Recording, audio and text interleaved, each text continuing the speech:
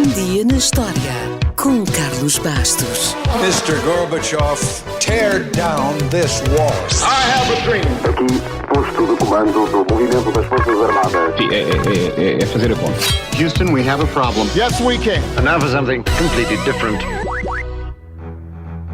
A 21 de novembro de 1931 chegava aos cinemas americanos um filme de terror com Boris Karloff que se tornaria num dos maiores clássicos do cinema. O filme, adaptado do romance escrito por Mary Shelley no século XIX, era, evidentemente, Frankenstein. Antes de tudo mais, a primeira coisa a saber é que Frankenstein era o nome do cientista e não do monstro. No romance, Victor Frankenstein é o cientista louco que dá vida a uma criatura monstruosa sem nome. É simplesmente referido como monstro, criatura, demónio ou aquela coisa. Mas se já chamou ao monstro Frankenstein, não se preocupe, mais de metade da humanidade já fez o mesmo. A segunda coisa a saber é que Frankenstein foi escrito por uma adolescente. A adolescência de Mary Shelley foi, no mínimo, agitada. Apesar de uma infância feliz, aos 16 anos, ela fugiu com o poeta e filósofo Percy Shelley, que tinha 21 anos, e nos 2 anos seguintes tiveram 2 filhos. Provavelmente não é de estranhar que ela se tenha apaixonado por um filósofo e escritor, porque o seu pai era filósofo e a sua mãe escritora. Mas, como o amor e uma cabana é sempre um sonho difícil, as dificuldades económicas do jovem casal eram muitas, como é fácil de imaginar. A situação económica só ficou resolvida quando o avô de Percy morreu e ele teve direito à herança. Portanto, já com algum dinheiro, o casal viajou para a Suíça para visitar o famoso Lord Byron. E enquanto lá esteve, Mary, então com 18 anos, começou a escrever Frankenstein. O curioso é que o livro não estava previsto. Tudo começou como uma brincadeira entre escritores. Ou seja, Mary e Percy foram à Suíça durante o chamado Ano Sem Verão.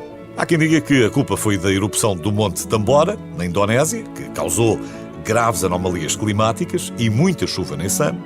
E há quem diga que foi apenas um verão típico na Suíça.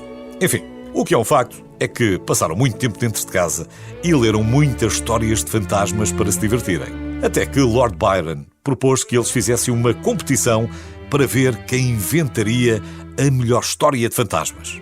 E assim foi. No fim, nem Byron, nem Percy terminaram a sua história de terror, mas o quarto elemento do grupo, um médico e escritor chamado John Polidori, começou a escrever e mais tarde publicou O Vampiro, que terá influenciado o Drácula de Bram Stoker e todas as histórias de vampiros que conhecemos hoje. Portanto, com alguma liberdade, podemos dizer que o Frankenstein e o Drácula nasceram na mesma casa. Mary Shelley, depois de um bloqueio inicial, terá tido a ideia para a sua história durante um sonho, numa noite mal dormida, e quando abriu os olhos pensou: o que me aterrorizou, aterrorizará os outros.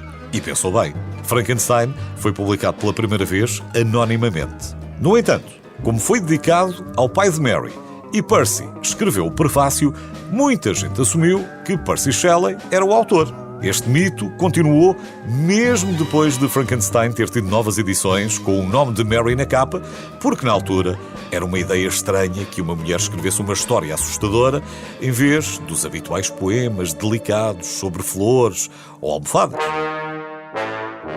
A crítica inicial também não foi muito favorável e só depois de ter sido adaptado ao teatro é que Frankenstein começou a ser elogiado.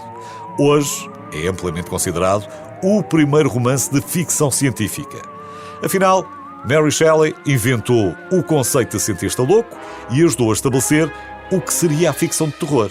A influência do livro na cultura popular é tão grande, mas tão grande, que o termo Frankenstein entrou na linguagem de todos os dias. O cinema também ajudou, é verdade. Thomas Edison, o pai da lâmpada, entre muitas outras coisas, foi o primeiro a adaptar Frankenstein em 1910. Foi um dos primeiros filmes de terror, tinha 15 minutos e desapareceu, mas foi encontrado nos anos 80 e hoje pode vê-lo no YouTube. Porém, o que fez de Frankenstein uma estrela global foi mesmo o filme de 1931 com Boris Karloff. O primeiro filme a utilizar o famoso efeito sonoro dos trovões a caírem no castelo. Foi copiado por toda a gente desde aí.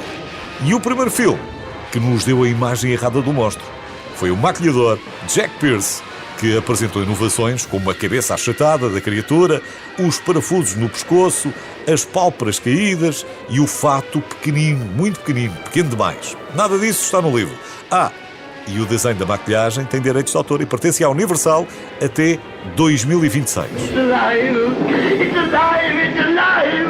It's alive! Em resumo, Frankenstein é um dos ícones mais conhecidos do mundo e a história de um cientista louco que traz os mortos de regresso à vida apenas para descobrir que ele criou um monstro continua a ser uma das histórias de terror mais duradouras e um alerta para o que pode correr mal quando o homem tenta fazer o papel de Deus. In the name of God, now I know what it feels like to be God.